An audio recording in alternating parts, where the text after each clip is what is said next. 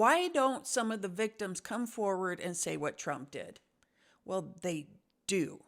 And what happens is, very commonly, they file in court and they either get threatened by very powerful people to remove the case, or they get paid off.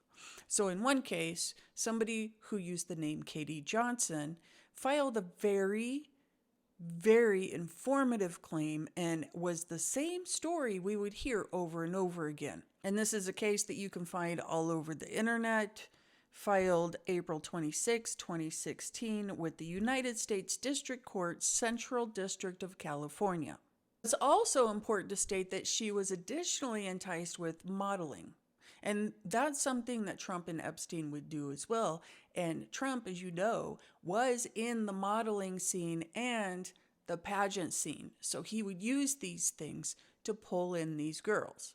The claim states that the first occasion that Trump was involved, there was touching. I can't describe it here, but there was touching. Inappropriate, very inappropriate touching. On the second occasion, it went a step further and described beyond touching.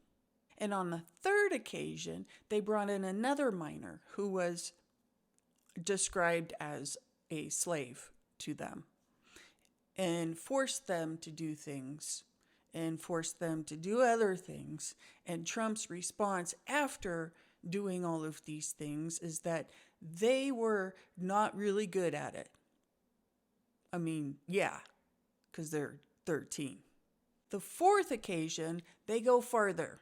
Now they take control of these girls, brutally take control of these girls. I can't read at all what is in this claim because it is horrible.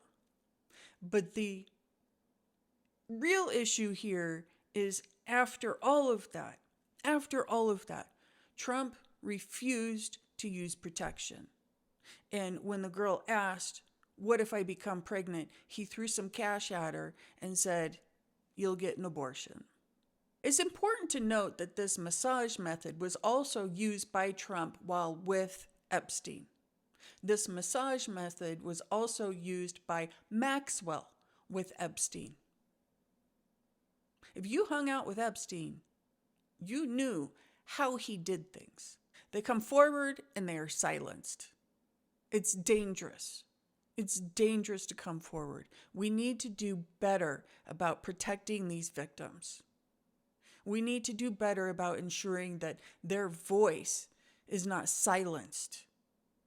We need to do better in our court system to allow them to come forward with their stories, with these big cases, without exposing their identities. We don't need to know who the victims are. We need to know who the abusers are. And we need to be able to stop them. #release the list.